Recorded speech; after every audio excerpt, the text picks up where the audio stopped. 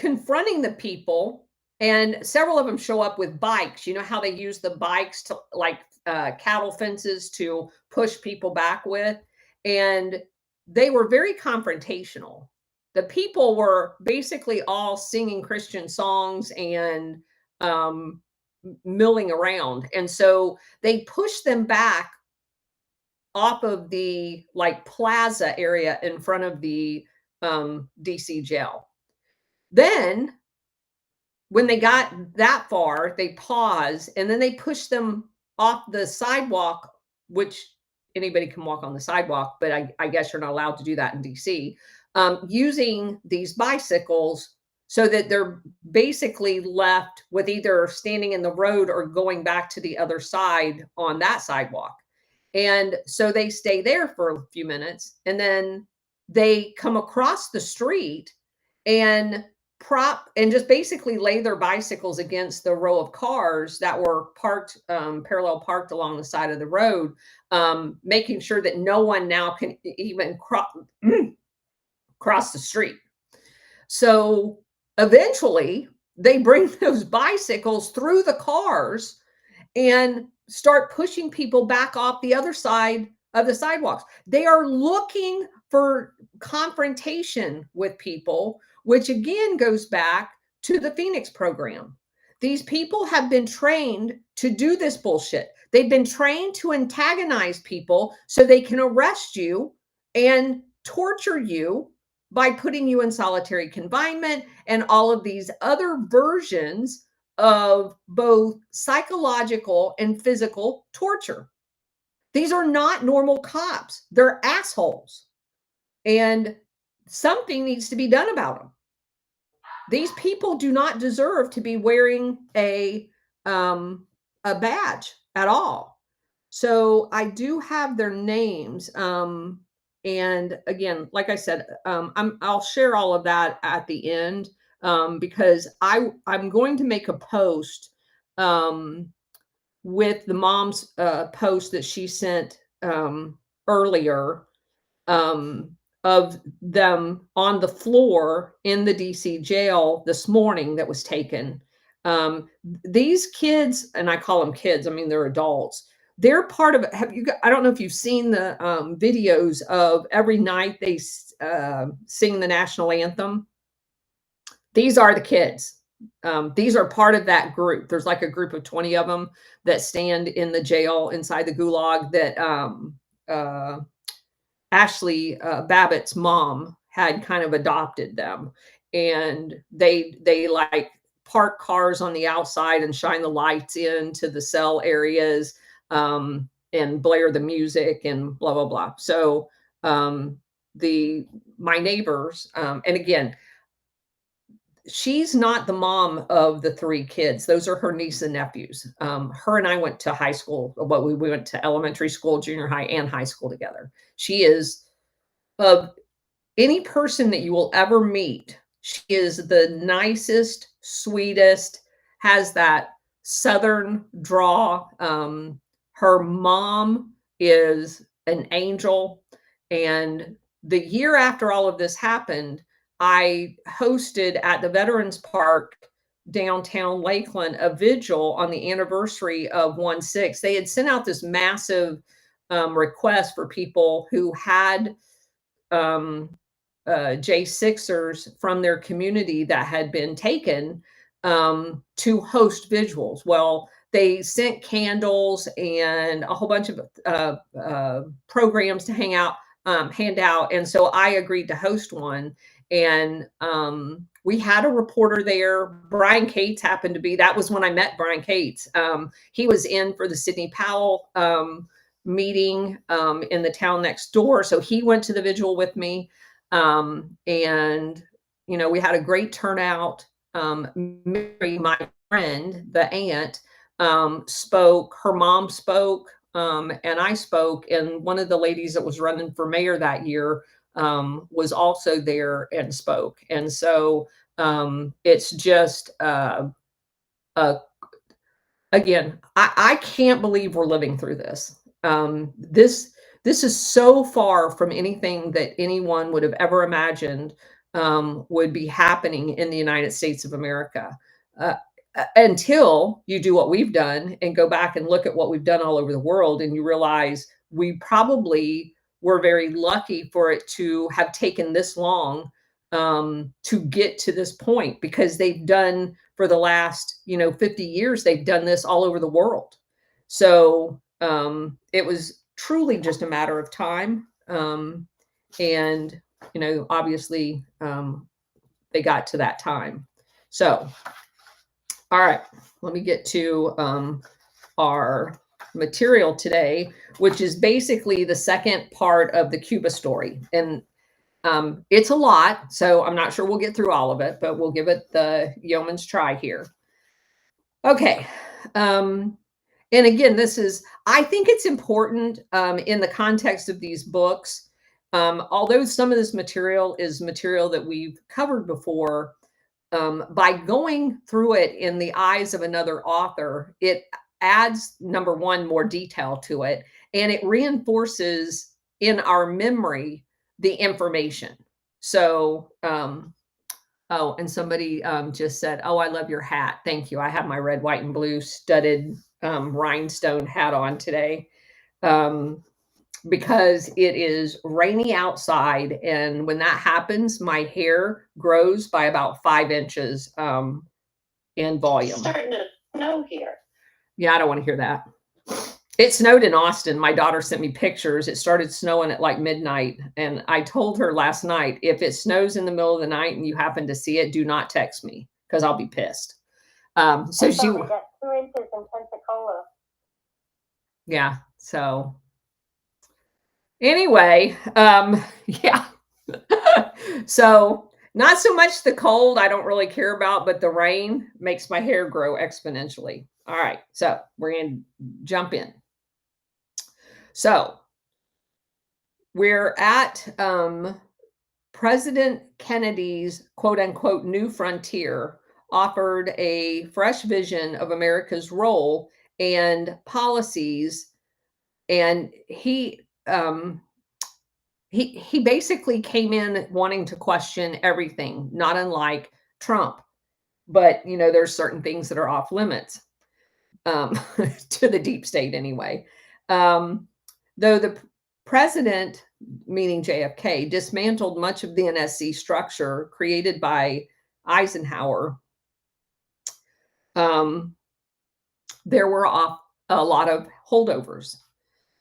He made no change at the CIA. The secret war continued, with the difference in the mechanisms established to control it that happened to temporarily disappear when JFK took office. And that was probably by design. Later, you'll see the continuities in the operations that both administrations carried out in Southeast Asia, but the most obvious continuity was in Cuba. And this guy has a slightly different, so we're just going to go through what he says and then we'll talk about it. That disaster decisively demonstrated the fallacy of abolishing controls over the intelligence community without abolishing the intelligence community. See, I think I could say the whole problem. Problems with the Cuban exile force seem to grow daily. Besides discussions in the Miami and Havana newspapers, the revelations in the New York Times, where they talked about Camp Trax, TRAX, officials at CIA expressed concern that the Pentagon was still dragging its feet with respect to cooperation. Without special forces trainers, they believed that the Cubans would not be ready by late 1961. The exiles themselves posed the biggest problem. At the training camp, the Cuban pilots resented the handling of air ops and being excluded from the base's social club that they only allowed the Americans. It's nothing like if you're going to adopt a bunch of people and tell them that you're going to run them as basically suicide pilots to discriminate against them and allowing them to come into the officers club. Oh my God, you just can't even make that shit up. A number of them staged a strike. So you've got the pilots that are going to be flying the bombing mission striking because they can't have access to the social club. At Camp Trax, the Cubans also resented their living conditions compared to those of the American trainers. So the American trainers lived up at the big house on the plantation, but the Cubans were in the dormitories, even though they were still trainers and still pilots. The Cubans attempted to elect their own leaders, and the Americans insisted that they were going to pick who their leaders are. So again, the same kind of bullcrap that we've seen in many of the other operations. So the situation got so bad that Jose San Roman, the Americans' candidate for the top command, resigned the post to re-enlist as a private. So he went from commander to the bottom of the heap. During the crisis, the Americans asked the Cubans to turn in their weapons because they were afraid of them. Some 230 of the exiles, including the entire 2nd and 3rd Battalion, also tried to resign, and 100 of them remained adamant even after a solution to the crisis was patched together. E. Howard Hunt and several of the other political leaders flew to the base to smooth over the differences. For the moment, the crisis passed, but the troops clearly had sent a message and were not happy. Meanwhile, the Cubans suffered their first training casualty. He was named Carlos Rodriguez Santana. He died falling off the side of a mountain during training. In memory of him, the Cubans adopted the unit designation Brigade 2506 because he was recruit number 2506. San Roman remained in command of a force that eventually totaled about 1,400. The brigade was organized into 6 small battalions and heavy weapons groups. The men of the 1st Battalion were trained as paratroopers. Those of the 4th constituted a small armor force with 5 tanks plus trucks that mounted 50 caliber machine guns.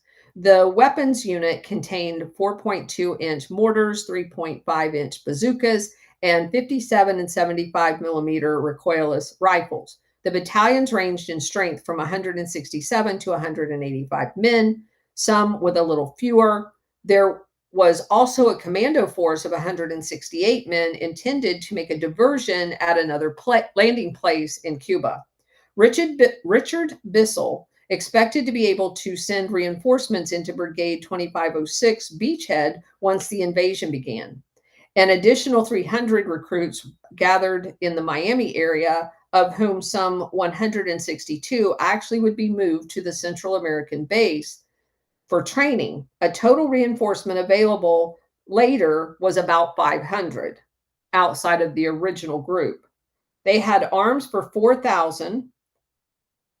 Finally, there was an exile air force that was under the command of Major Manuel Villafano.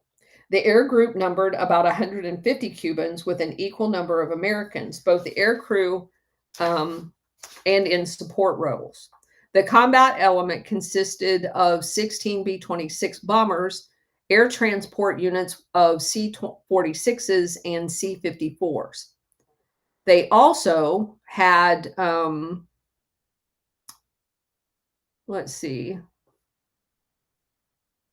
the secrecy around Operation Pluto had began to diminish because people were finding stuff out. By January 27th of 1961, the issue of Time magazine photographed a Cuban rebel aircraft sitting on the ground at the plantation. In Washington, on the day the Time photo appeared, President Kennedy attached his first full-scale presentation, or he had his first full-scale presentation on the Cuba project. During the presidential campaign, JFK had twice been briefed by Allen Dulles on international matters, including the Cuban situation, but Kennedy had not been privy to the covert plan because Kennedy had not been witting on Operation Pluto, there had been a flap in late October within the Richard Nixon entourage.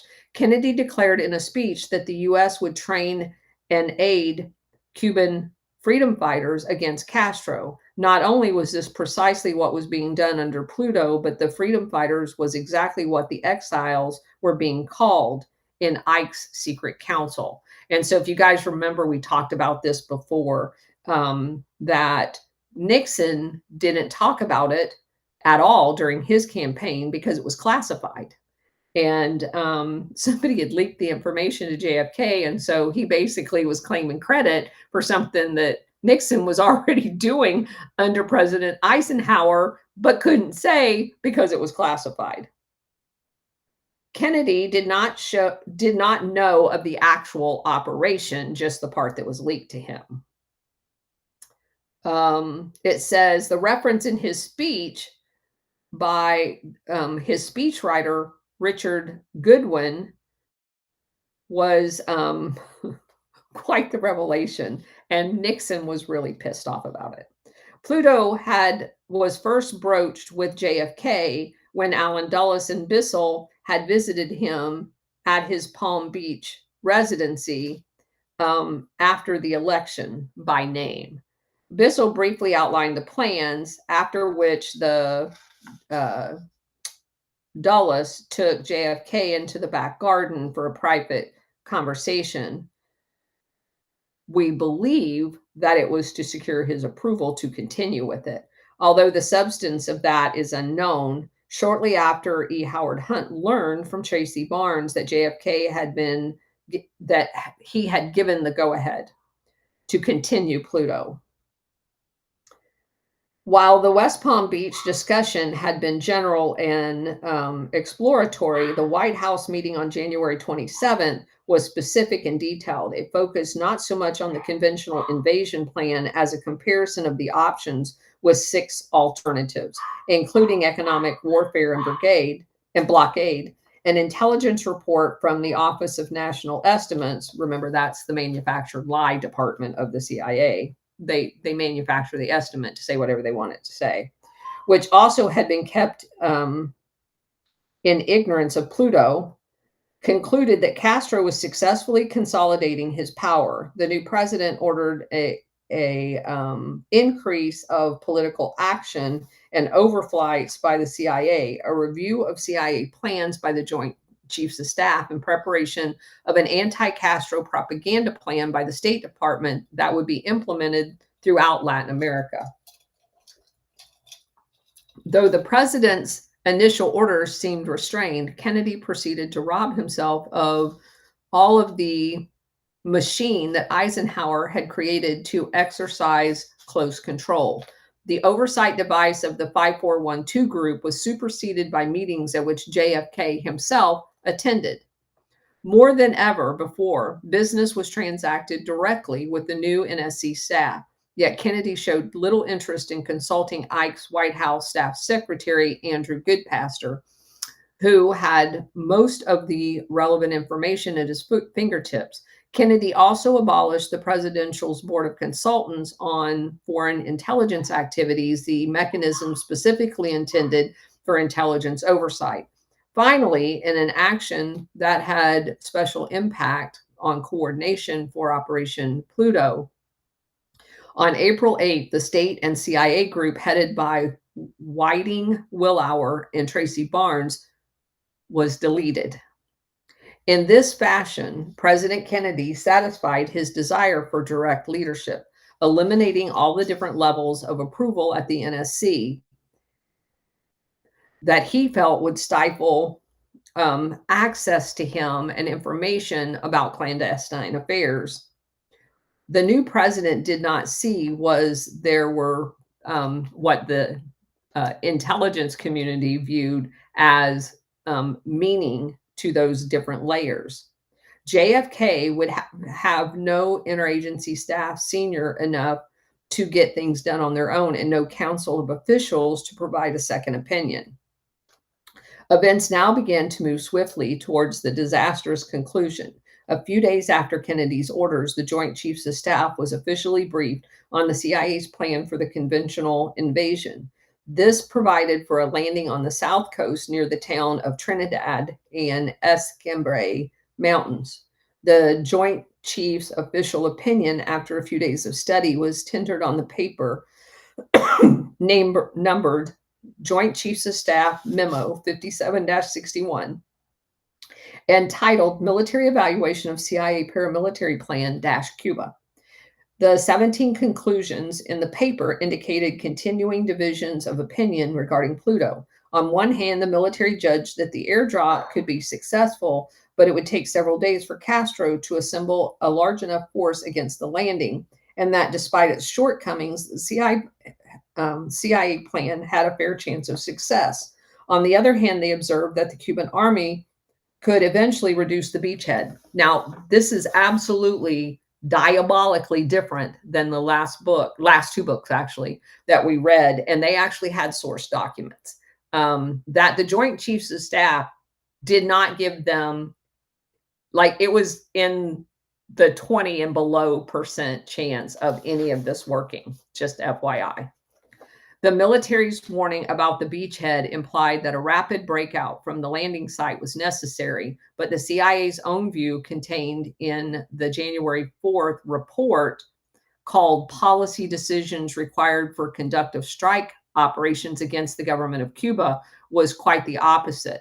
Brigade 2506 should try to survive the beachhead and not break out until the time was opportune or the U.S. intervened openly. And by that mean, they're trying to stage basically a false flag that would be, that would necessitate the U.S. military, which Kennedy made very, very clear. And even to Eisenhower's credit, he said the same thing, that the U.S. military would not at all be used, period, dot, not going to happen. So whatever you do, you got to do on your own.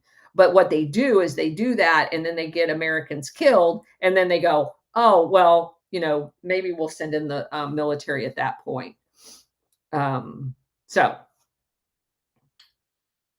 the CIA's political action specialists had planned to fly in the Cuban politicians to form a provisional government as part of this whole thing, so they could plant the flag and pretend that there was an alternative government there, like we've seen them do so many other times.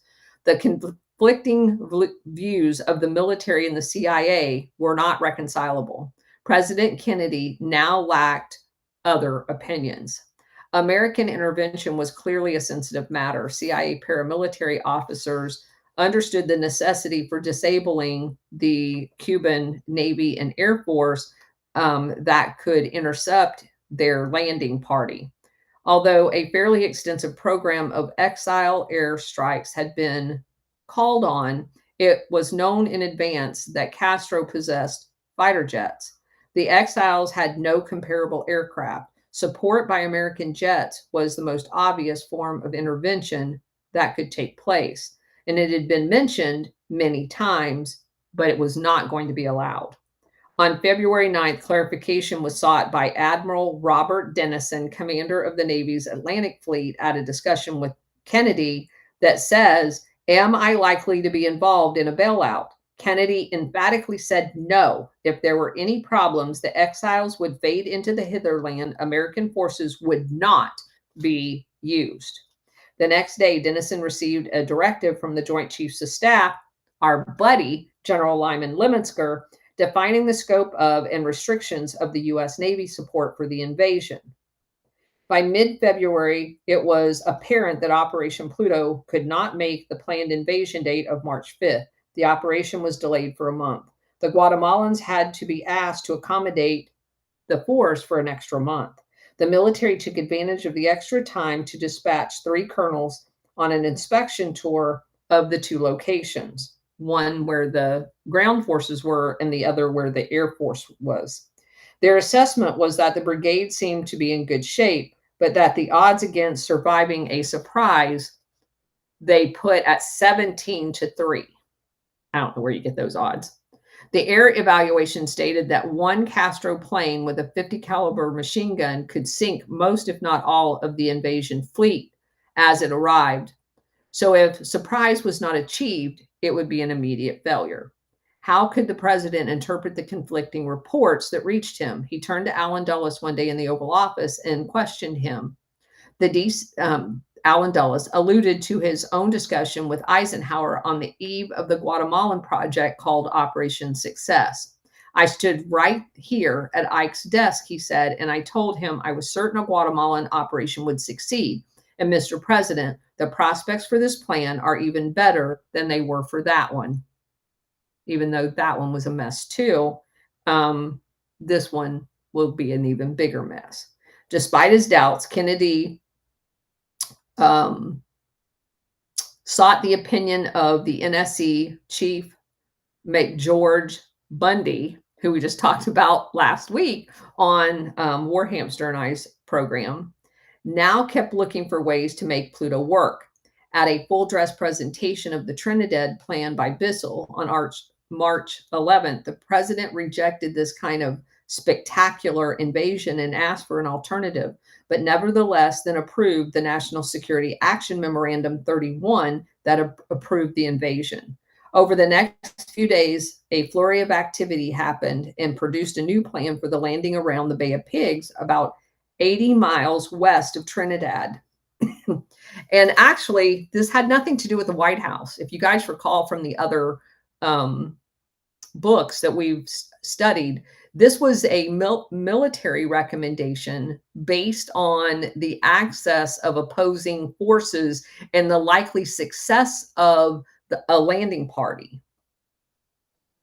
You can see that some of these books tries to, not that Kennedy was not involved at all, because he certainly was, but they try very aggressively to pin a lot more responsibility on Kennedy than should have been placed on him, although he's ultimately 100% responsible for it. I just pay close attention to who they're attributing what to. Over the next few days, with all of that going on at the White House, you have the paramilitary planners were able to present a separate Bay of Pigs option to the Joint Chiefs of Staff. They met on March 15th. Later that day, both options were outlined for JFK. The president rejected Trinidad again as a World War II assault operation unsuitable for paramilitary planning. He also directed the Bay of Pigs plan itself to be reoriented to provide for a night as opposed to a dawn landing. Again, there was no one to tell the president that the U.S. had never carried out a nighttime invasion. And what's interesting about this is they act like Kennedy had no experience at any of this, when in fact he did. Anyway, the president was supportive of his paramilitary force. He thought the military approved, but was not aware of how little they actually had to do with the plans. There was some voices in opposition to Pluto, notably Arthur Schlesinger, then a Latin American policy advisor and court historian, Chester Bowles, the Undersecretary of State for the new administration, Truman's former Secretary of State, Dean Atkinson, and JFK's Senate colleague, William Fulbright. But their warnings were dismissed by the president. One important issue that remained to be considered was the image of the U.S. in the world opinion. Plausible deniability was necessary for covert actions, but that was gone because Kennedy was now being briefed personally. So, excuse me, there was going to be a debate in the UN. Kennedy had appointed Adlai Stevenson as his ambassador to the UN and felt like he was the appropriate person that had the gravitas to work on the world stage. Kennedy ordered Arthur Schlesinger to brief the ambassador together with the CIA and State Department people. Unfortunately, Schlesinger arrived late for the meeting in Stevenson's suite at the Waldorf Astoria Hotel on April 8th. So Tracy Barnes, the CIA man on the team, carried out most of the briefing. Steeped in the agency's need-to-know tradition, Barnes provided only overviews with very little detail that enabled the ambassador to play his role effectively. Barnes was probably encouraged by the ambassador's reaction. Stevenson doubted that Kennedy had thought through the problem in approving this invasion.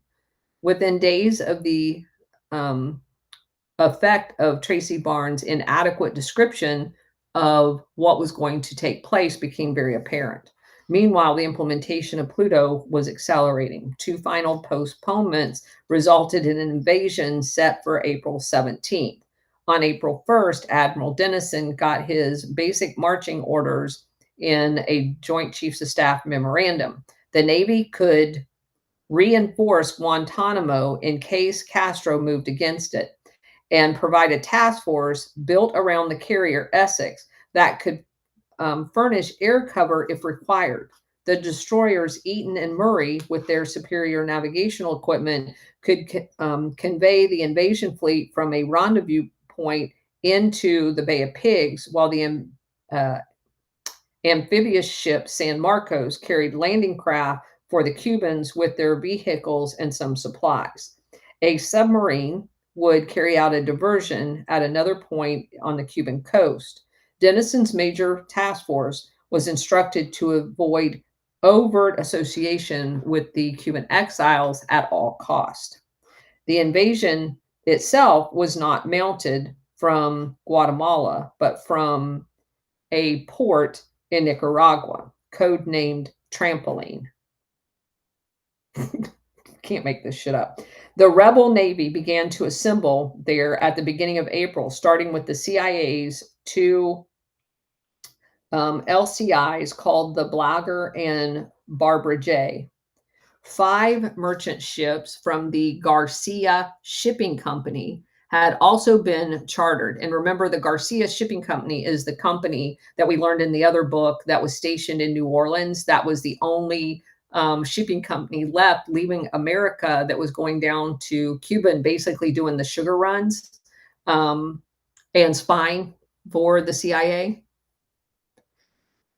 So they had been hired to charter the CIA's Brigade 2506.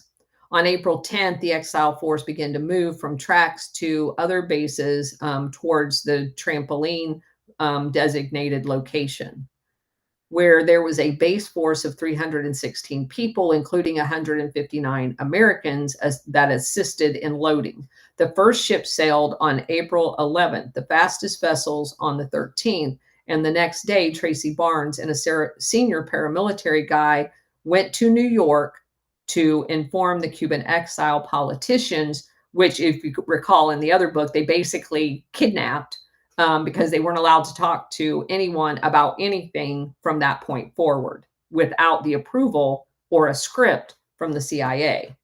But supposedly they're going to be the new government. President Kennedy was still reserving his final decision and had the option to cancel Pluto up to 24 hours prior to it, to the landing. Although the military man sent down to observe loading operations reported back that the situation was chaos and the shipping inadequate, the president's qualms were resolved by another cable from a Marine colonel. This is what it read. My observations have increased my confidence in the ability of this force to accomplish not only initial combat missions, but also the ultimate objective, the overthrow of Castro. The brigade and battalion commanders now know all the details of the plan and are very enthusiastic. These officers are young, vigorous, intelligent, and motivated with a fanatical urge to begin battle. They just weren't allowed in the clubs. They say they know their people and believe that after they inflict serious damage upon the opposition forces, that they will melt away from Castro, and I share their confidence. The brigade is more heavily armed and better equipped in many respects than even U.S. infantry units because they got all the money they want to spend on it. The men have received more firing experience than U.S. troops would normally receive. I was impressed with the serious attitude of the men. The president gave the go ahead after he received that. Wouldn't you love to know the name of the Marine colonel and whatever happened to him? I would. The crucial first action of Pluto was the effort to destroy the Cuban Air Force. If Castro's airplanes were not eliminated, they would pose a threat. So they had, in their estimates based on U-2 flights, saw that Castro had 6 B-29 bombers, 4 T-33 jet trainers modified to be fighters, and 2 to 4 British Sea Fury fighters. Principal bases were at Havana and Santiago.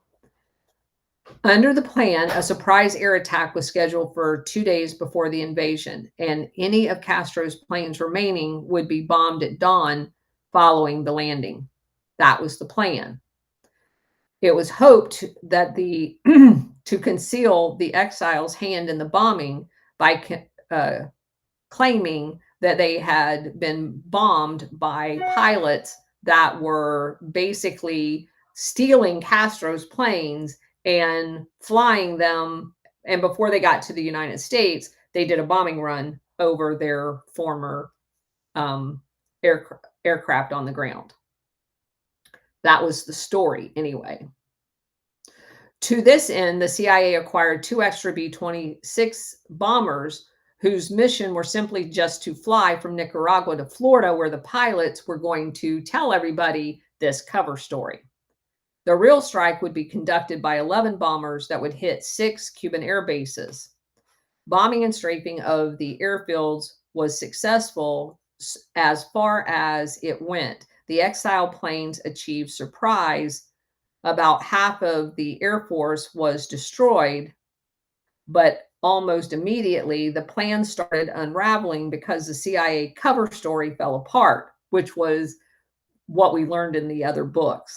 The exile planes detailed for this purpose reached Florida as planned. One landed at Opa-locka and the other at Miami International Airport, where its pilot, Mario Zuniga, recited the prearranged story as a disaffected Cuban aircrew member.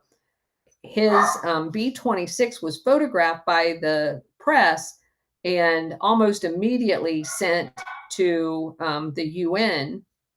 The pictures clearly showed there were Cuban markings on there, which the CIA had thoughtfully painted on there from their U-2 photos.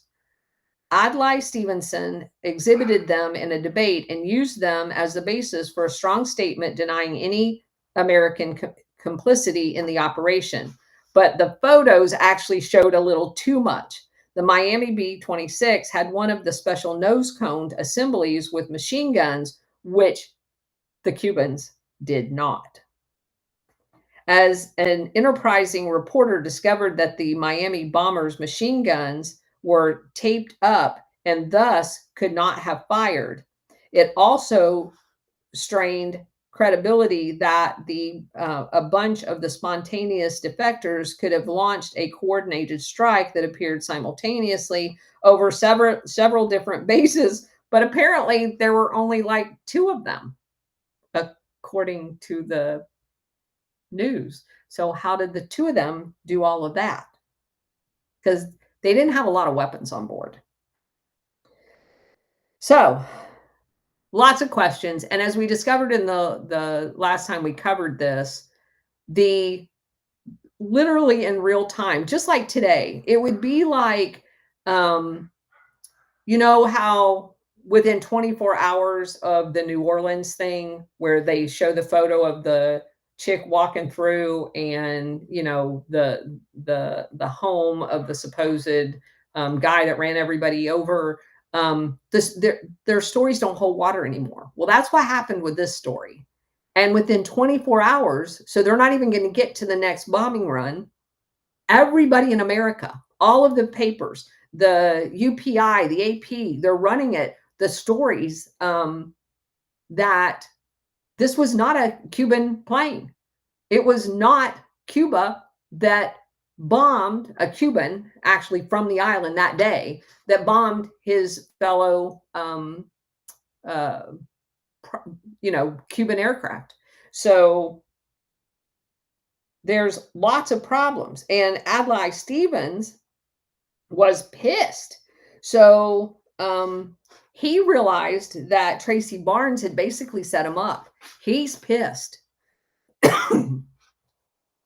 It's kind of, if we would have ever believed that, kind of like the whole briefing of weapons of mass destruction in real time, that if you could have like squeezed that stuff together, although I think Colin Powell was in on the whole scam, but it's like briefing something of that magnitude only to find out within a few hours that everything that just came out of your mouth is a bold-faced lie.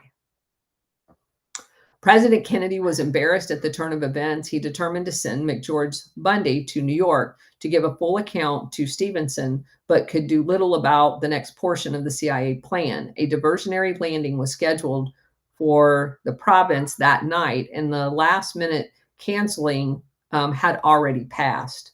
This diversion, however, failed on its own accord. The Garcia shipping line, La Plata, had been carrying 168 men of a group under the command of Nino Diaz, who was supposed to make Castro think theirs was the real invasion. The week before, the team was specially trained exiles that was supposed to guide the men to the beach had been wiped out in an accident with a hand grenade. The new group detailed for this mission approached the shore 30 miles east of Guantanamo, only to see Cuban troops guarding the beach. A rocky one that had a very complicated landing. Another try the next night also failed. Heavy seas were to blame. Meanwhile, Colonel Stanley Beerley at the CIA's Air Ops Center was laying the groundwork for a follow-up airstrike to neutralize the remaining Air Force. Beerley and his assistants were selecting targets from the U-2 photographs when fate would have it. In the deputy CIA director, General Charles Cabell, intervened. Cabell was in charge that weekend because Alan Dulles, as part of the cover story, went to give a speech in Puerto Rico. Cabell learned of the latest bombing plan and asked if it had been approved. He was clearly aware of the administration's embarrassment at the UN and the fact that the original air plan was plausible deniability, and that was gone now. Beerley tried to tell Cabell that everything was fine. But Cabell wanted to check with Secretary of State Dean Rust. Within a few minutes, McGeorge Bundy, alerted by Rust, called in to report that the president had decided no further airstrikes could be launched because if they did, they would emphatically know that the U.S. was behind it because they'd already been outed. And the next plausible potential way of doing it was if they could land the Brigade 2506 on to Cuba successfully, they could then say that those people had stolen the aircraft because they had pilots among them. That was kind of going to be like the backup cover story. But until a successful landing happened, there would be no other launching of aircraft. So at this point, Richard Bissell was called in, and he and Cabell appealed directly to Rusk, who rejected their arguments. Both the CIA officials, all of them actually, protested vigorously and now basically tell lies to American people, as we saw Felix Rodriguez do on Tucker Carlson's show, that they despise and hate Kennedy because it was Kennedy's decision not to do the second air operation because they're too stupid and fucked it up the first time. They didn't disguise the aircraft properly. They took pictures and gave it to the UN where everybody at the UN could see that they were US aircraft and not Cuban aircraft. So they blew their own story, but blamed it all on JFK. I want to make that perfectly clear. JFK had nothing to do with their stupid story falling apart. They're too stupid to plan a covert operation and then blame JFK for being a novice. At this point, Richard Bissell was called, let's see. All right, so moving on. Now it was all up to Brigade 2506. The fleet of 4 ships and 2 landing craft arrived at the Bay of Pigs area on schedule, except for 3 large landing craft with the vehicles and 4 for personnel, all brought by the U.S. amphibious ship. The Cubans were dependent on small fiberglass boats with outboard motors. These would be slow in arriving. At least the beaches were marked against orders that no Americans were to be directly involved. Rip Robertson and Grayston Lynch led frogmen teams onto the shore to do this. So they were involved, even though they were ordered to not be involved. The parachute drop of the 1st Battalion was successful. These men took up positions to block Castro's reinforcements near Covadonga, the sugar plantation in, let's see.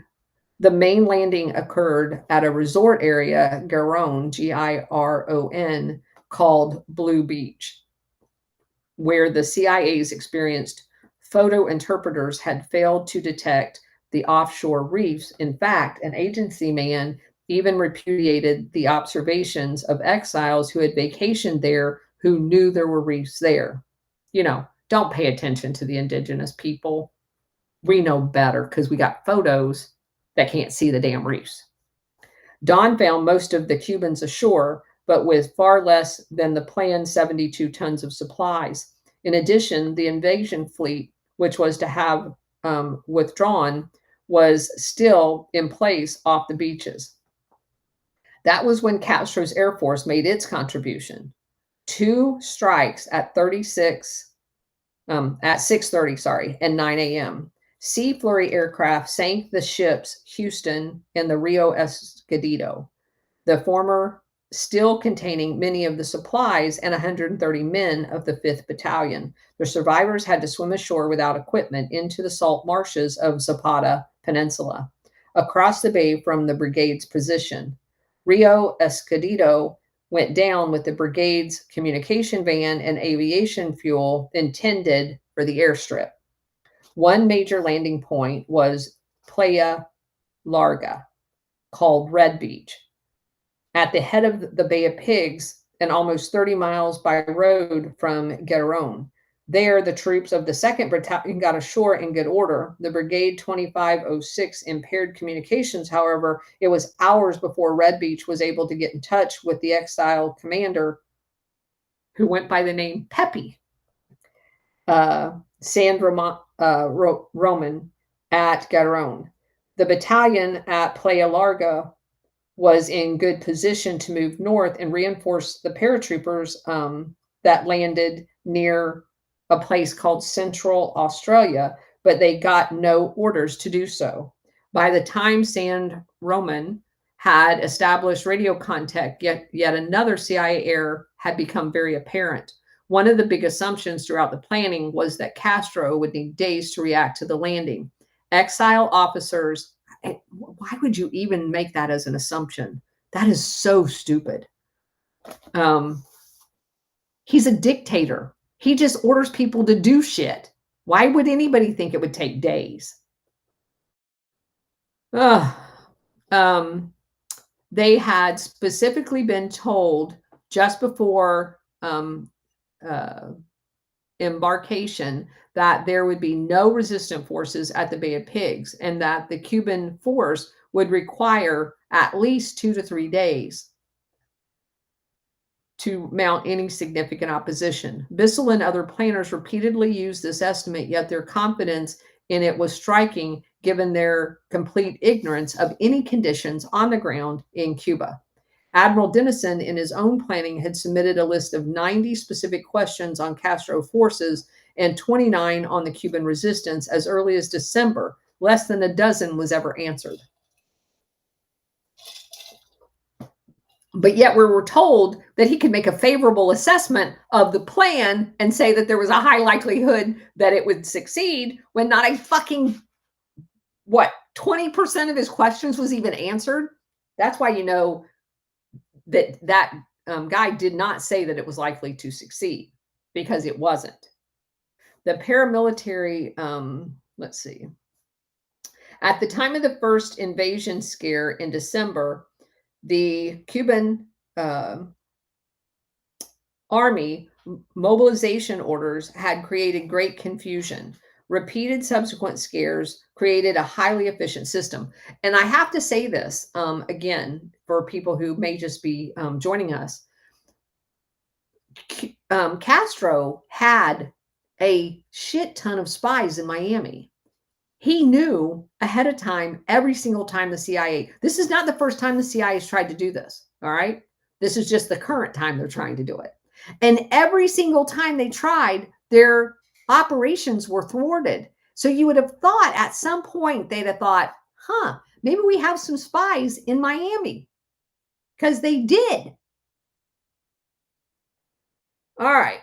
So there was large forces, including armor, to be deployed against the Exile Brigade the very first day. Almost like they had a spy. By early on the second day, April 18th, the exiles had been driven back from the Central Australian designated place to, and also the Playa Larga place. And the Cuban tanks were moving down the road to Giron. The paratroop roadblocks near Covadonga on the opposite flank of the bridgehead were also in retreat.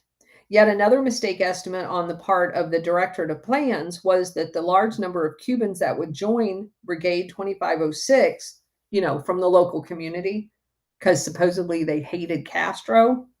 Yeah, that didn't pan out either. Apparently, that was completely misrepresented.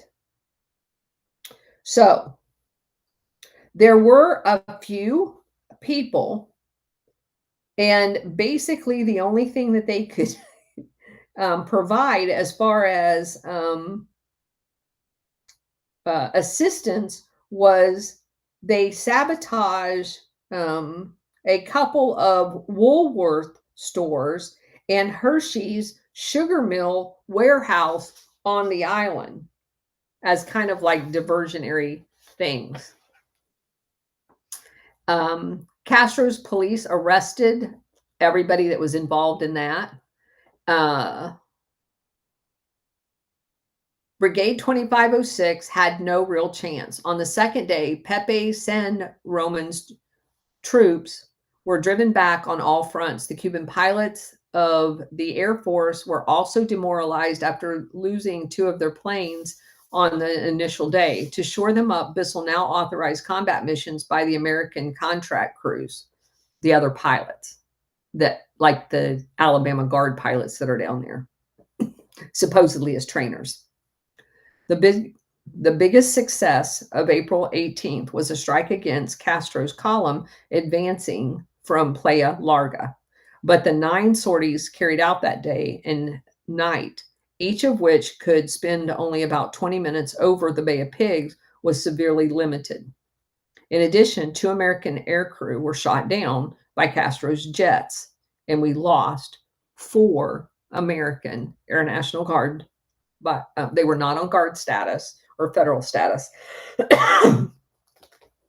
but they were killed as contractors to the CIA, but they were contracted in such a way as the CIA to never acknowledge they were actually flying their missions.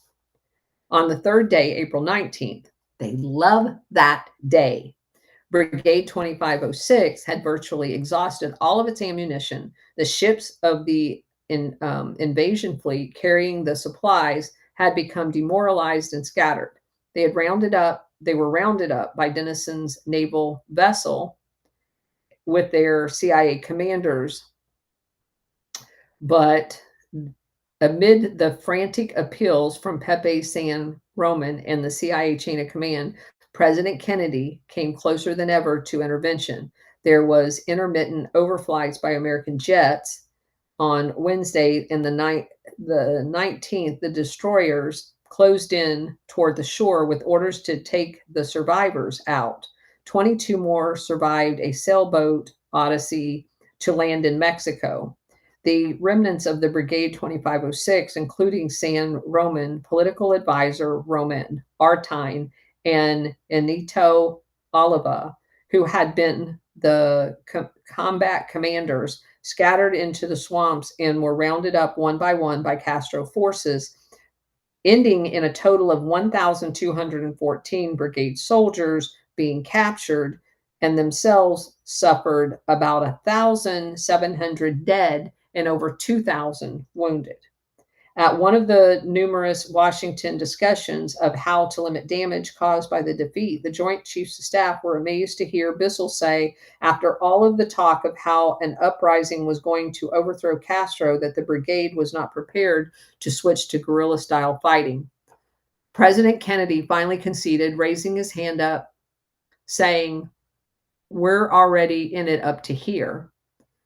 Two persons with a special interest in the outcome of the Cuban operation were Richard Nixon and Dwight D. Eisenhower, the man who had lost the 1960 election. Nixon was planning a foreign policy address in Chicago and had arranged for a CIA briefing through Kennedy. Allen Dulles was to make the presentation at Nixon's home in Washington on April 19th. That evening, Dulles appeared an hour and a half late. Dulles was nervous and shaken. Asked if he wanted to drink, Allen said, "I certainly would. I really need one. This was the worst day of my life." When Nixon asked what was wrong, Dulles blurted out, "Everything is lost. The Cuban invasion is a total failure." In a rush, Dulles sketched the latest developments in Cuba and blamed Kennedy's nervous aides for getting JFK to make compromises with the plan, like dropping the airstrikes. And again, that's not what happened. I just told you what happened. Dulles is trying to blame Kennedy for his own mistakes. "I should have told him," said Dulles, "that we must not fail." Allen Dulles stared at the floor. "I came close to doing so, but I didn't. It was the greatest mistake of my life." Nixon heard President Kennedy's version directly in a phone call in an afternoon meeting at the White House. Allen Dulles faced the music with Eisenhower on Friday, April 21st. Eisenhower was conciliatory and tried to reassure Allen Dulles. The briefing was a prelude to the weekend, which the Eisenhowers had been invited to spend with JFK at Camp David. The next day, Eisenhower and Mamie Eisenhower helicoptered over from Gettysburg, anticipating a social visit. But JFK opened with business and walked the former president over to a terrace at the Aspen Lodge. President Kennedy did not quibble over the CIA's responsibility in the fiasco. Quote, "The chief apparent cause of failure," JFK told Ike, "were gaps in our intelligence, plus what may have been some errors in shiploading timing and tactics." Unquote. By their own accounts, Nixon and Eisenhower encouraged Kennedy in his moment of disaster to pursue Castro. Richard Nixon advised the president to find a proper legal cover and then go in against Castro. Eisenhower told Kennedy that he would support anything that had as an objective to prevent the quote unquote communist entry and solidification of bases in Western Hemisphere, unquote. Neither the old administration nor the new one appeared to understand the American hostility was having precisely the wrong effect on Cuba, driving Castro right into the arms of Russians, which of course is what happened in every single one of these cases. They boycott them, but that then provides them the impetus to label him a communist. Because at this point, he's still not a communist. He's just getting attacked all the time. 6 weeks later, Ike was given a detailed account of the Bay of Pigs by his business partner. Let me say this again, because this is incredible. 6 weeks later, Dwight D. Eisenhower was given a detailed account of the Bay of Pigs by his business friend and partner, William Pawley, who had received the information from one of the Brigade 2506's escapees. Pawley also recounted that he had learned of meetings at the White House during the invasion, because they talk all the time. In an allusion to JFK's 1956 book, Profiles in Courage, Eisenhower wrote in his diary that if true, this story could be called a profile in timidity and indecision. Eisenhower then sealed up these notes and in an accompanying map in an envelope that was only opened some years later by archivists working on his papers. Isn't that amazing? I found that like mind-boggling. So we're going to stop there. We'll finish the chapter tomorrow. But William Pawley again makes another appearance.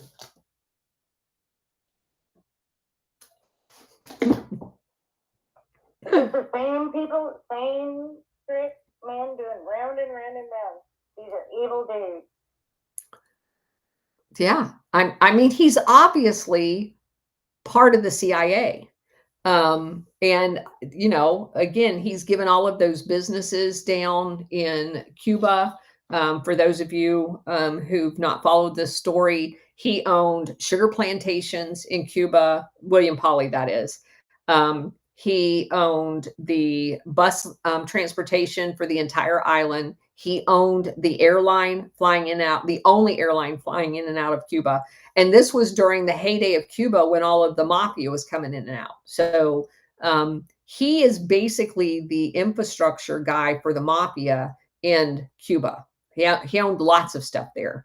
And he was part of the apparatus that created the elites among the Cuban population, like Grease and Palms, that allowed the kids to be prostituted into the casinos and for them to basically pay dirt wages and treat the people doing the sugar plantations, you know, pennies on the dollar for labor. He was, you know, a facilitator and worked directly with the CIA. He is also the guy that we learned in Southeast Asia that had the aircraft franchise that equipped Chiang Kai-shek with both his Navy and his Air Force when they decided they were going to adopt him as their opium king in Southeast Asia. So he hops all over. And then he later on becomes an ambassador, as many of the CIA operative, like the business side of it, do. And he just so happens to be in a whole bunch of Latin American countries when they're being couped. So they definitely got their money worth out of him. And the other book we learned about his using his own personal yacht later on to stage a landing onto Cuba as well. So Miles, go ahead. Good afternoon, Colonel. You bring up Magic City again. I talked about this series that was only had 2 seasons, and they said that they had to stop production because it was so expensive.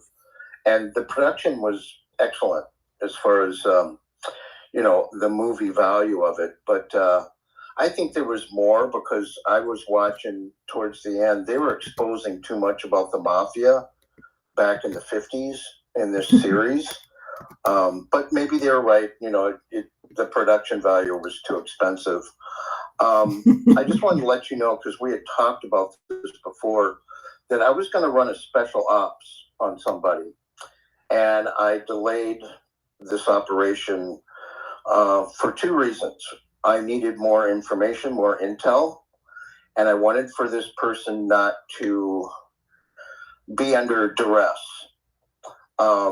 And because they're not under duress anymore, because of the verdict or, you know, the decision that was made out in California, then I was waiting for also some supplies for the special ops. And now that I have my MRAs, I'm going to run this special ops on this person.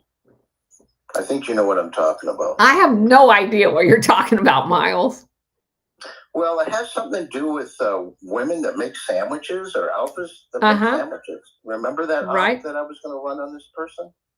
I don't remember the op. I just remember that. Well, I'm going to punk them. Okay. All right. Well, that's fine. I was just using different, military technology. Okay. All right. Now, another, this thing about I find really frustrating with this whole series is that we're learning so much that when I get in discussions with other people that don't know what we're talking about, that we get into arguments, and I just don't even want to talk about it because they don't know what we know, and their history is the old corrupted history that they're sourcing, and and it goes into religion too much. So I just want to get away from that. And because they're always picking on certain religions, because we know that that was a plan to divide and conquer, but they don't understand that. And my last statement here, or question, do you know who Phil Haney was? Yes. Do you think that he was a good guy? I don't know. Okay. It would require me to go back and look now that I know more. And I don't mind doing that. As a matter of fact, that's often been the case is, through somebody asking me something like you just did, that then has me go back and look. I find out I've, have a completely different understanding. But I do want to say something. I would encourage you to have those conversations, as frustrating as they are, especially when they're in an open forum, because you're having the conversation not necessarily for the person that you're actually talking to, you're having it for all of the people that are listening as well. And so there are going to be people that are going to, on the peripheral, hear you say something that's going to make something else click for them that they were already thinking. And, the mentioning of a book, whether it's Operation Gladio or NATO's Secret Armies or whatever, as a place to start, is very, very important in the awakening process. And as you can tell, there are people that I believe they're either I'm trying to look for the right word, because the first word that comes to my mind, assholes. So I'm just going to go with it. They're either assholes and they don't understand what being on a mission of disclosure of a particular operation is, or they are on purpose trying to send me shit that is completely off topic. And when you don't talk about it, they are like, oh, that's the one thing you don't want to talk about, which goes right into your comment about the religions. I have made it a mission, and it's not because I don't know about all of this other stuff, but by couching our project under the guise of Operation Gladio, what you clearly see happening is the exposure of many different religions under the umbrella of Operation Gladio, because these people have infiltrated literally every aspect of the world and our lives. And so it's the ability to work those things into the conversation under the umbrella of exposing Operation Gladio. And for the people that come in and they want you to focus on what their pet project is, or their preconceived idea, the only thing that I have to say to them is they're ignorant. They are ignorant as to the extent of the other infiltration projects.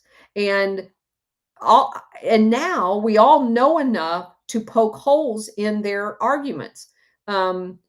When someone tries to tell you that it's all this religion or that religion, you can just run around the horn. Who was it that were killing all of the indigenous Indians using translators in Latin America? Oh, that was the Protestants. Who were killing all of the Vietnamese or running not killing them, running psychological operations on the Vietnamese and participated in the mass migration, forced migration through psychological operations of over 1 million Northern Vietnamese into the South, and then use them as part of the Phoenix program, both murdering them and using them to rat on the nationalists in the South. That was the Catholic Church. And who ran the rat lines? The Catholic Church. So you can run around the horn of all of the exposure that we have done, and you realize that the funding of both sides of the war by the Jewish religion people, who, by the way, are not even practicing Jews. They're not. They are people who claim the Jewish religion as a shield, but are not practicing Jewish people. And so if you equally hit all of them and you say, okay, so these are, and of course you've got the corruption of the Islamic religion with the CIA using them as paid off radical Islamic terrorists. You can make the argument around the entire horn, because if you go back to the research project that I did on Zionism, and you have the what was the guy called in Jerusalem that the English, oh shoot, what did they call him? Basically, he was the senior religious leader on the Muslim side, that he basically was bought and paid for by the British and set up to work with the Jewish Haggadah, which was a terrorist organization. And the two of them orchestrated basically prior to Gladio operations, false flags against each other, citizens, in order to stimulate the chaos in order for preparation of the World War II conclusion, and then the creation of the Jewish state of Israel. So Colonel, I agree with you 100%. This is a bridge too far at this time for these people. I disagree, because I can say this in 10 minutes and say that every single one of these religions have been infiltrated by a group of evil people, and they are being used to you have one small slice of the pie and you're fixated on it. But if you could zoom out to 20,000 feet, there is a much bigger pie that shows all of this going on. And it's important, even if that they hate you for the rest of your life, you've planted a seed. And I think it's important to do that so that everybody understands that we're all in this together. And that's how I conclude every time I talk to somebody about this. It isn't your religion or my religion. We don't even need to know what each other's religions are. What we need to know is there is a group of people that are attacking us using our religion to separate us. And that needs to stop. Look, Colonel, at my age, I don't have any more fucks to give. So okay. I'm not worried about it. Okay. All right. SR-71. Thank you, Colonel. I have three deals here. I'm surprised the book doesn't mention Operation Pluto was changed to Operation Zapata. And I also have a question here from Lura. She wants to know, or he wants to know, how or why there was confusion over the time zone from those higher up. And the final thing I want to talk about is, where did Castro get all that American hardware from? What do you mean, American hardware? Well, he had planes. He had definitely had an army there. So the question now becomes is where did all that come from? Well, remember that he took over from Batista, who we put in place. Thank you. I missed that point. Yeah. So just like in the past, we supply both sides of every war. While Batista was still in charge of the island, the CIA was not only supplying, and the U.S. in general, openly supplying Batista with weaponries because of their role in the drug network. Because you got to remember the timing. So we've already set up Cuba as the drug from Sicily. They brought the drugs into Cuba, they cut them, and then they shipped them up to New York and Miami. So that's already in place. So you got to have an army if you're going to have drugs to be able to protect your stashes. So there is a lot of government, U.S. government military hardware on the island of Cuba to protect the CIA's drug running operation. So that's number one.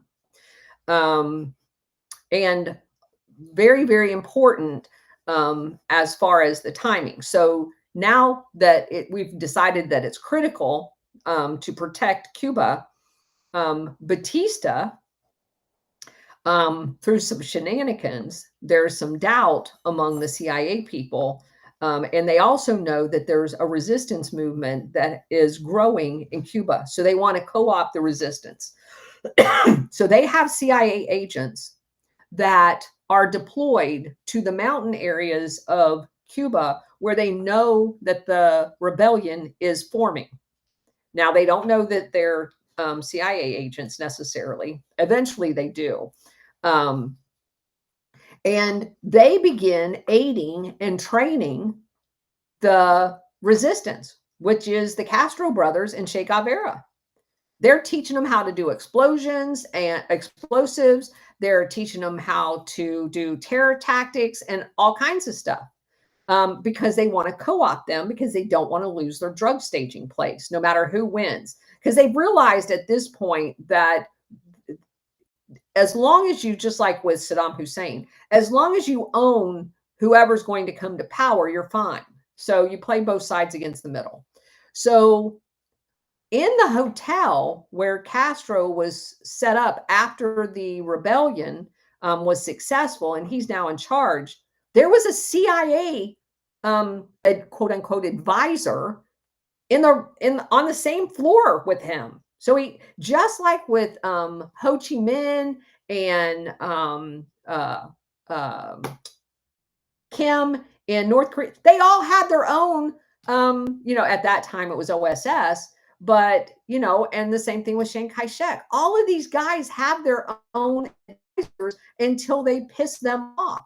And when they realized that they couldn't own Castro, that's when they turned on him. He was not going to sell out the mission that he was on, regardless of whether you like the mission or not. He was not going to compromise and allow the CIA to control him. So then he became the mortal enemy. And there's a whole nother line of thinking that I've kind of adopted along the way. Knowing now what I know about how Castro came to power with the CIA's assistance, that and the fact that supposedly they tried to kill him 1 million times and never were successful. And these are the same people that can kill anybody anywhere by all kinds of means that we don't even know about. It's always been intriguing to me to consider an alternative course of action in that they never really actually were against Cuba or Castro, but they needed to craft a quote unquote communist. And believe me, I don't believe everybody was in on this, but it's awful convenient that you have 90 miles off the coast of Florida, a communist presence that in every single coup that happened, like 30 of them after that in Latin America, the words every single time we explored any of them was, oh my God, we can't have another Cuba. And it just served too clean cut of a purpose, of a justification of installing dictators all over the world, because we can't have another Cuba. So I definitely have kept that as an open possibility, that there's kind of probably something in the middle that's more true at the end of the day, and hopefully through declassification we'll know what that answer is. But even if they didn't openly create it, it served a useful purpose for them. Kathy, go ahead. Hi, good afternoon, Colonel. Hi. Hi.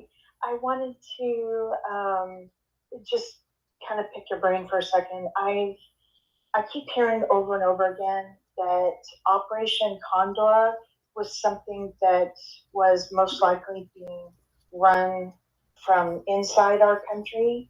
And I don't know enough about that. And so I was wondering if that's a true and correct way of thinking.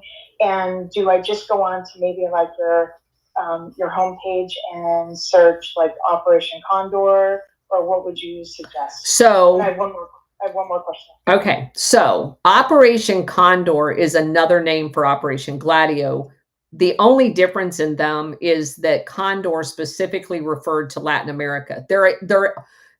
In any paramilitary sense, there is no difference. As a matter of fact, they actually exchanged a lot of the trainers' money and paramilitary tactics and manuals from the European Gladio apparatus, to include Otto Skorzeny. I mean, he made trips to South America to set up Condor. The interchanging of the people and the tactics, I call it a cousin.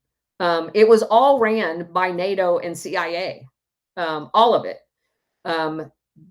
I just used there were so many in Latin America, like the entire South America and Central America, except for two, British Guyana and Belize, which are already captured by the Brits. So you really don't need to coup them. They own them and control them and appoint their leadership. So, why coup them?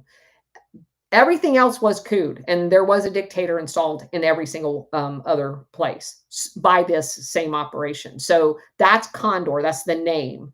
But it is the exact same thing that was used in Europe under a generic label of Gladio. Does that make sense? Yeah, I feel you. Okay, so I'll just keep going then. The other thing was I've been watching some C-SPAN hearings today, and I've always been a pretty big fan of Johnny Radcliffe, who's up for the head of the CIA. Right. And so he's up there, and I am, I can feel like I'm going to be brokenhearted again on this one too. I know he's just been a lot up there just talking about how he's going to keep FISA and how he's, willing to work across the aisle and blah, blah, blah. And I just wanted to know your personal feelings or professional or really what you got. Like, what do you think about him? I'm going to be cautiously optimistic. His role, he was out of all of the input of corrupt intelligence officials when he was the DNI for Trump towards the end during COVID. He was the only person that told the truth. He said that it did not come from a wet market, and there was a much bigger story here than it being from China. He was the only one that told the truth. So he was also intimately involved in the exposure with Devin Nunes and Kash Patel on the whole Russiagate thing at the very beginning. So there's a lot of things up front that are going to be camouflage for what they're actually going to do. So do not get caught up in the small talk that is happening right now in order to get them in place. Do not fall in that trap. there's going to be a bunch of small talk that happens right now that will have no bearing on what they're actually going to do when they get into the job. And so I don't trust any of them. I say that all the time. But I am very cautiously optimistic where he is concerned, only because he has demonstrated the fortitude to stand up against the swamp in more than one on more than one occasion. Apollonia, go ahead. Thank you, Colonel Bridget and Cousin Ed. This is almost like as a question. I do talk to a lot of the Cuban community, and I started about a year ago speaking to them, and they enlightened me about communism and just the day-to-day life and how it is. So, I appreciate that. But this year, I figure, it's time to have the bigger conversations. And we started, I was questioning, how do I like the new president, and what are the things that he didn't do in his first term that would have been better? Veterans was one of my biggest pet, and sending our young men to die overseas over this endless wars, which I automatically got resistant in. I wasn't understanding. They say, well, in America, people sign and volunteer. So if they volunteer to die overseas, that's on them. And basically, very strongly, that's their mindset. But in communist country, your children are taken to war and not even asked.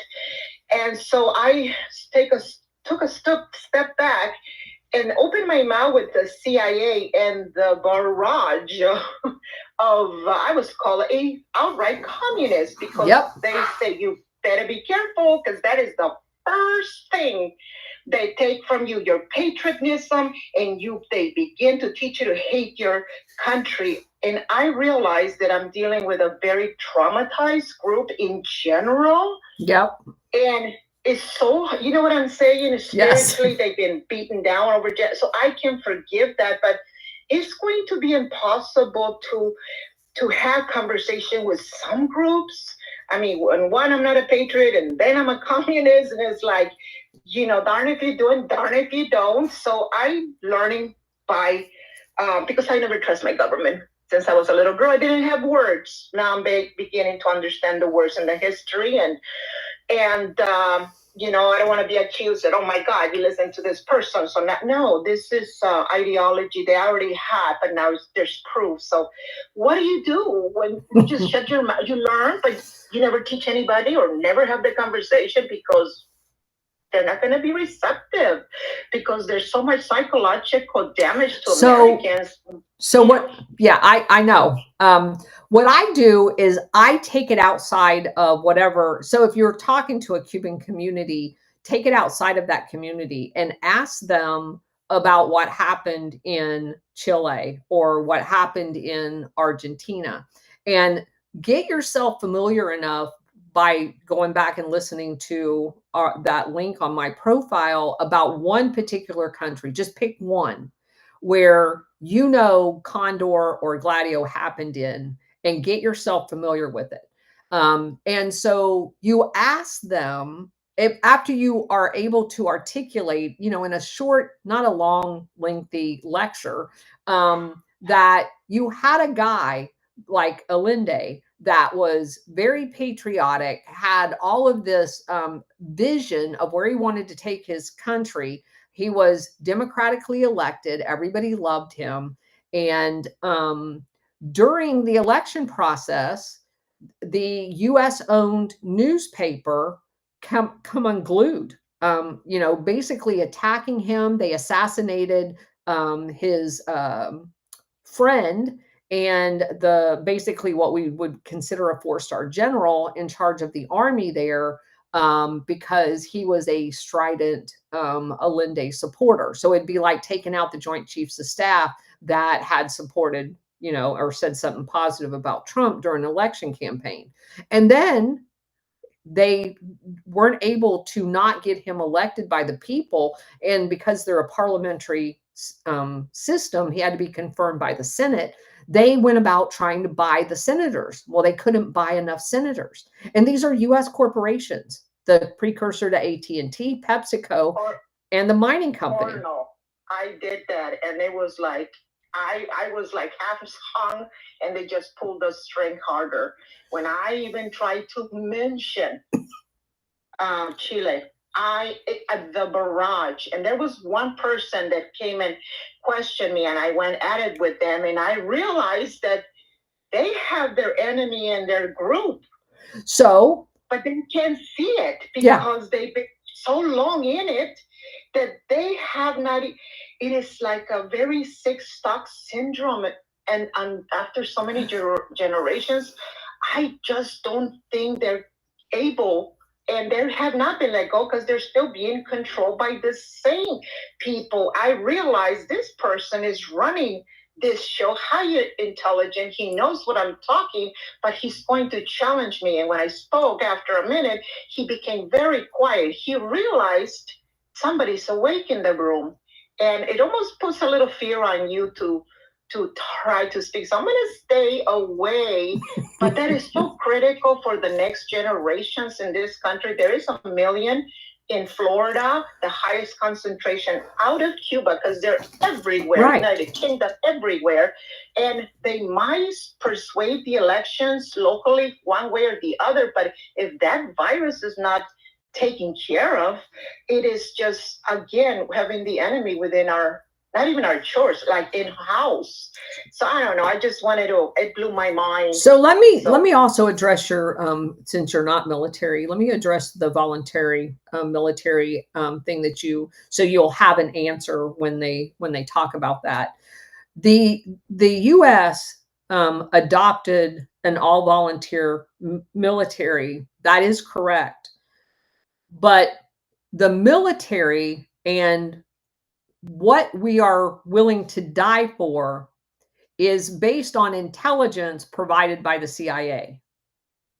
And in every case, the CIA creates their own intelligence to feed into a propaganda machine that then pulls on the heartstrings and the patriotic nature of Americans in general in order to psychologically manipulate them into quote unquote dying for their country. So, and I watched it actually happen in real time. I didn't know it was happening at the time, but going back and looking at all my 3 years at U.S. Central Command after 9/11, I had no idea what was going on around me, but replaying staff meetings that I sat through, people and what organizations they were from, what they said and how they, I lived through and personally experienced one of the most diabolical, evil things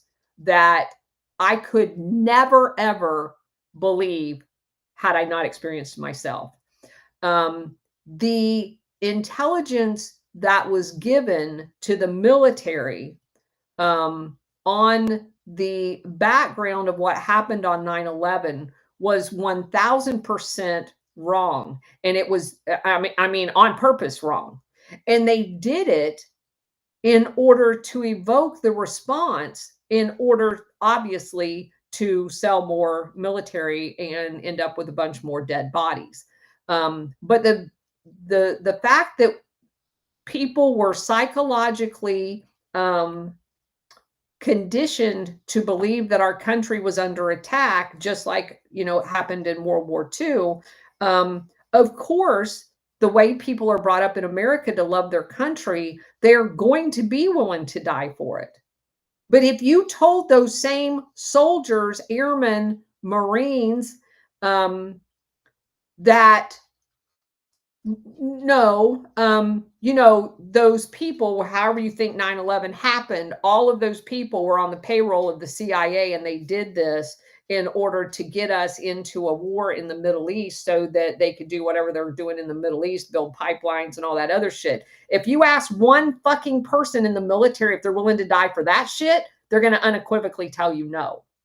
So the all volunteer force is a non-starter as far as I'm concerned. The all volunteer force is because our country is under threat. When the CIA makes that shit up because they actually work for the defense industry and not for America, fuck that. That's what I got to say about that. Carrie, go ahead.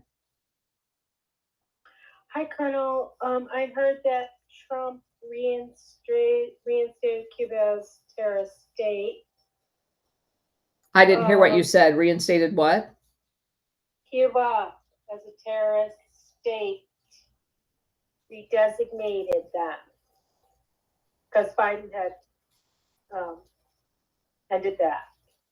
Okay.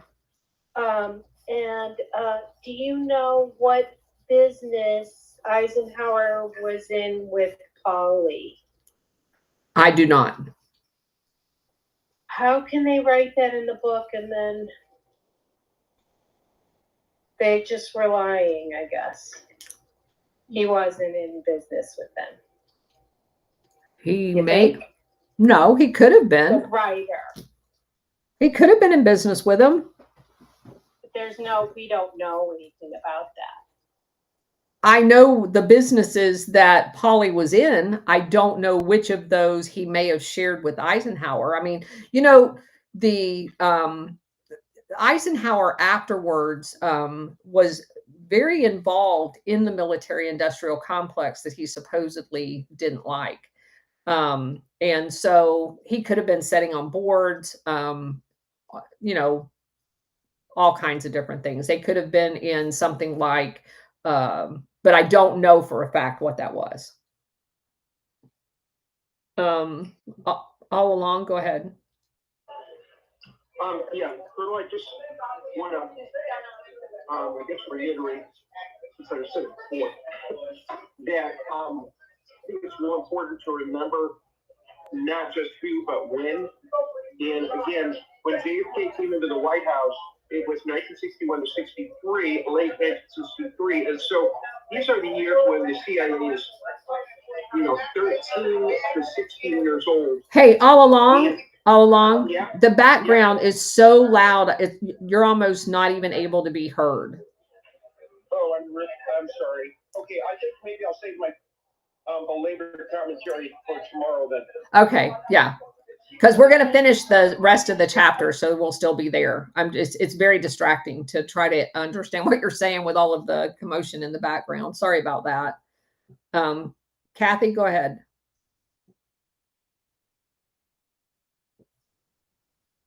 Hi. Okay, so thank you for your comments on Johnny Radcliffe.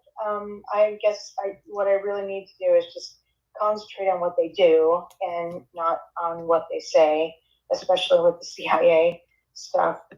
My other question to you was, Trump had just recently reinstated, I think it was right around 8,000 soldiers and with back pay. And I thought that was a really hopeful move. And I wanted to find out, because you're more ears to the ground and, kind of take the temperature on if you think that any one of them would be willing to even come back after being so, devastated from everything they had to go through from that whole, not taking the jab thing. Well, some of them were very close to retirement, and they could come back and file their retirement paperwork and not have to actually serve. So I think anybody that is being offered 3 years of back pay and 3 years of credit towards, whatever, even if they went into like civil service, like at the post office, that time served matters. So they're basically handing you that check. And what you have to do is go back. It's going to be a very interesting, anybody that knows anything about the military, and I did HR, I thought about this a million times. I would love to be the project officer for that, because there's so many nuances to all of it that I think there are people in both the personnel centers and at the Department of Defense that'll fuck it all up. Because they do even on a good day. And this is going to be very controversial for them because it's going to be like shoving shit down their throat. But if so, people on the enlisted side, they serve under contracts.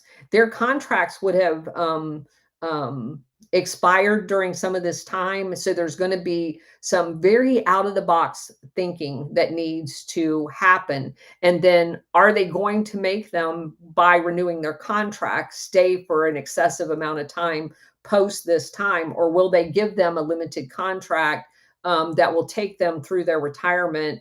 And allow them to be on active duty for like the next 60 days in order to fill out retirement paperwork. And of course, if you get a patriot in charge of the project, you're going to do everything that you can within your ability for those who want to come back, collect the money and the time served, retire.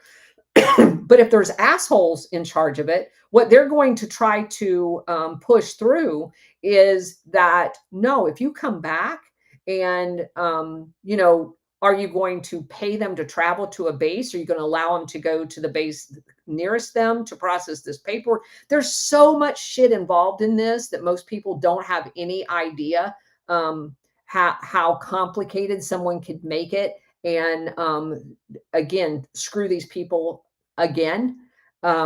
So I hope that someone has thought this through. But I do believe, I hope every single one of them gets their money and the time credit, because it will be very valuable to them potentially later on. Because again, what about the people that got injured? What if someone got in a car accident between the time that they were thrown off of active duty and the time that they're going back? So now they're not even qualified for military service anymore. I'm telling you how big this is. I've ran through just about every scenario over the last 3 years, because that's what I did for 22 years on the officer side of being a commander, and then 10 years of being nothing but an HR specialist as an officer, running entire big shops and squadrons and, groups of people that do this. So there's a lot to it. And I pray every day as I solve the problems in my head when I lay down at night about, oh my God, did they think about this? So I do think, I hope every one of them goes back. I hope they don't make it impossible for them to do. And the other thing that I would say is, those are the people that in my Air Force, they would have a gold star next to them, and they would be the only people that I would promote.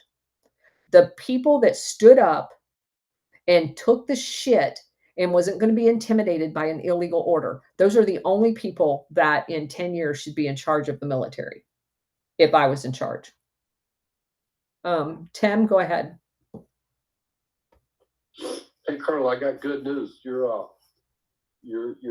succeeding. Are you familiar with a guy named Ian Carroll? He's a younger web influencer. Yes.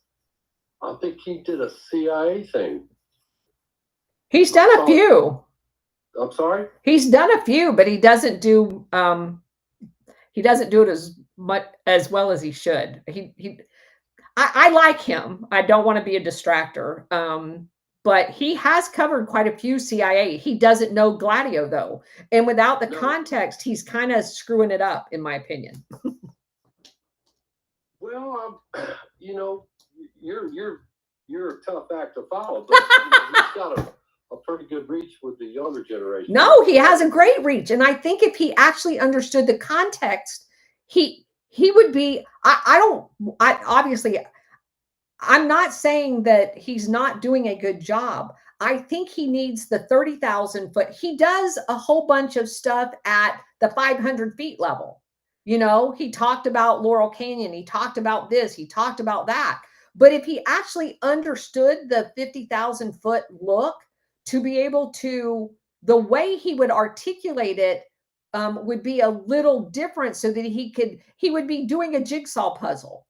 Right now, all he is doing is finding a piece of a puzzle, and then he's finding another piece of a puzzle, and he doesn't know it's a 1,000-piece puzzle.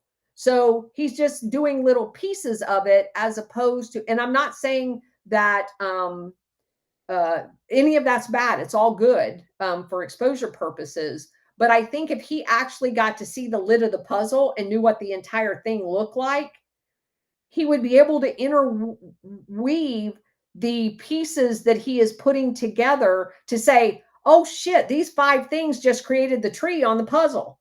Or these 5 stories created the lake. And these 5 stories created the house. You know what I mean? So I think he could do a million times more in exposure because his style is so awesome. He's an excellent digger. I would love to be able to talk to him for 30 minutes. That was my only point. You're right, Tim. He does an excellent job. Well, he's moving in the right direction. He is. He is. But anyway, I thought it was good news. That's all I have. It is good news. It is good news. God bless him because he has a huge freaking audience. SR71. Thank you, Colonel. I'll add to what you said. I remember when I first dropped into your Rumble channel, and I was hooked, and it was like, geez, we didn't know this, and you were very clear about what you were doing and saying. I know we're talking about ancient history here, folks, but I'm going through this first, otherwise you'll not understand. Absolutely correct. And I applaud you for it. Thank you. So Cousin It just found an article that I'm going to work on tonight and get it out, hopefully to post it. So tonight, that will blow y'all's socks off. God bless her for finding it, because not any of the information in there, you would have read it and skipped, okay, yeah, that's nice. We've got, another drug dealer, another arms dealer, another whatever. And that's kind of, Tim, is my point. If you would have read this article and not known about Operation Gladio, you would not have even given it a second thought. You'd have went, isolated deal. Guy got, like our arms dealer, Edwin Wilson. If you would have lived back during that time and he would have got caught shipping weapons to, I don't know, Libya, like where he was.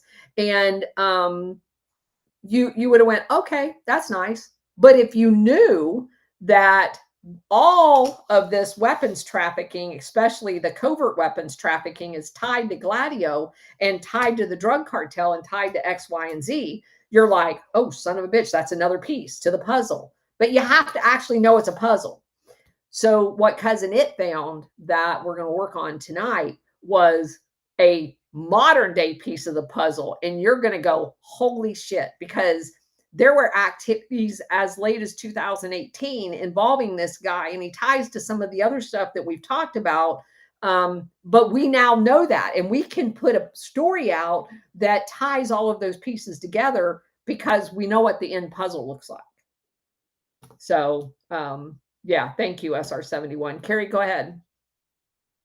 Yeah, I just wanted to say that Ian is from Retail Investors, GME, and that's a whole big, huge thing.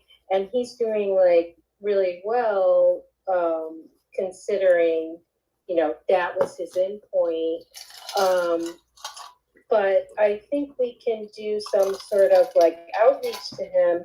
I think I have in the past, but if more people could do some outreach to him so that he can get the bigger picture, that would be amazing.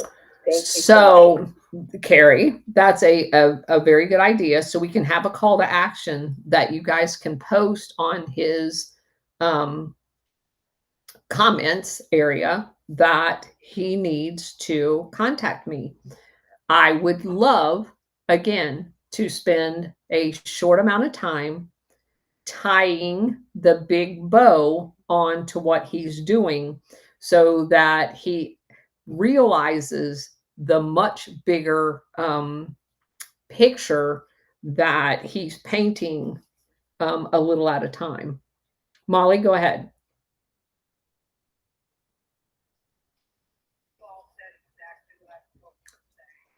I can't hear you, Molly.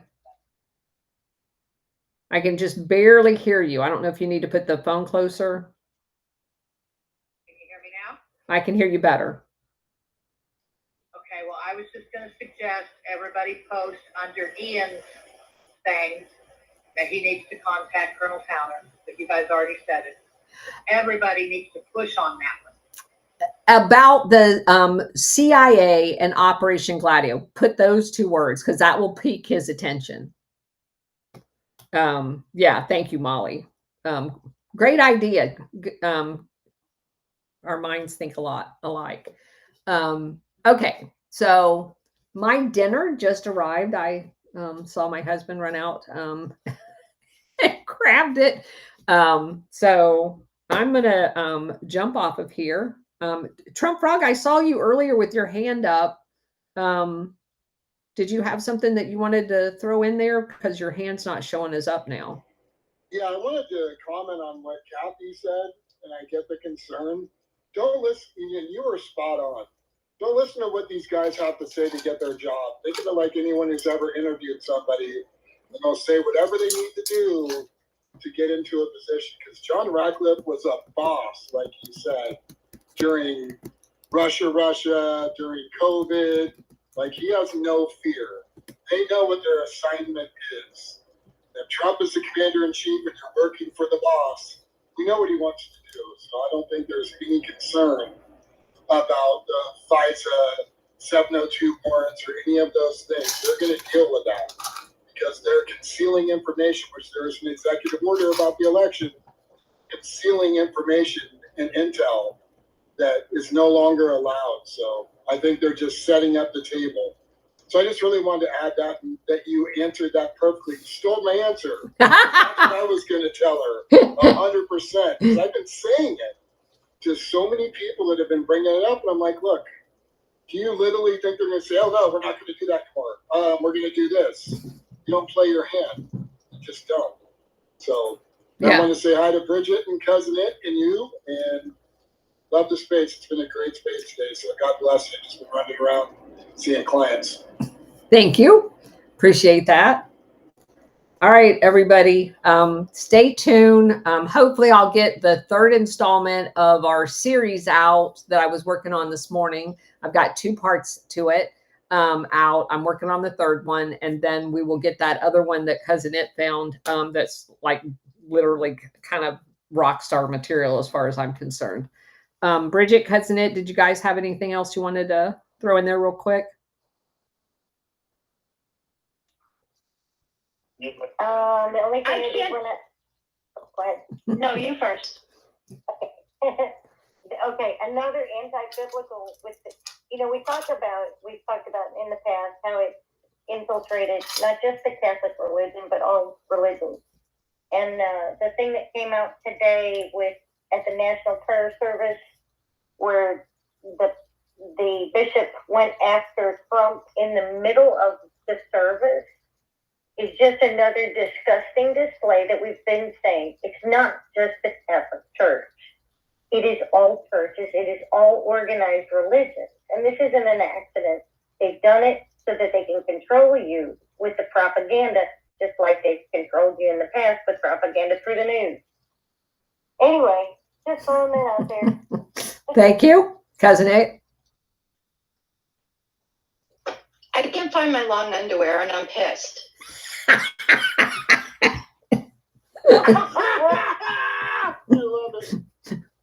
I really am. I'm so annoyed. It's cold.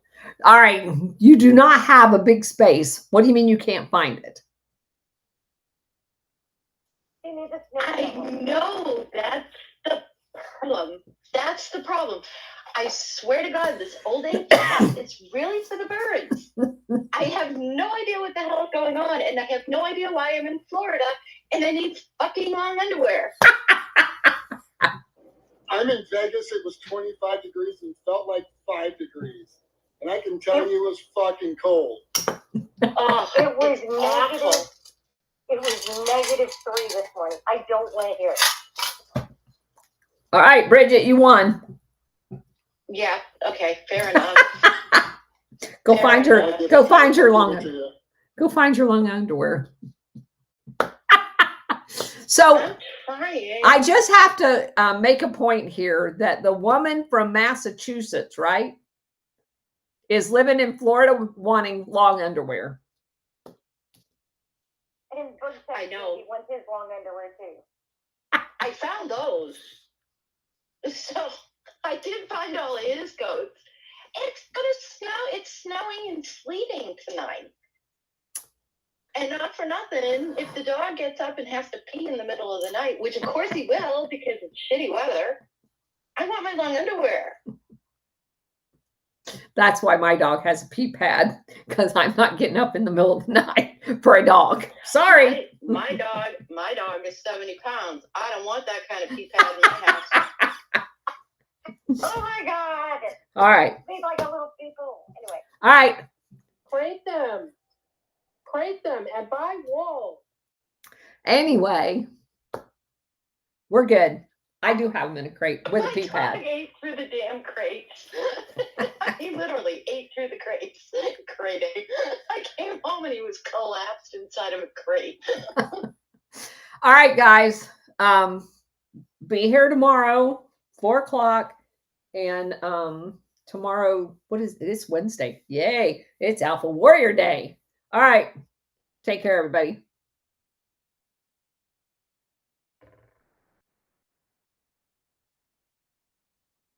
Okay, let's see. Was -10 plus wind chill this morning. Wind chill is -16. Donnie Vision, you need to move. I knew what you meant, wind chill. I got you. All right. I think we got most of the other questions over here. Stockholm Syndrome. Yeah.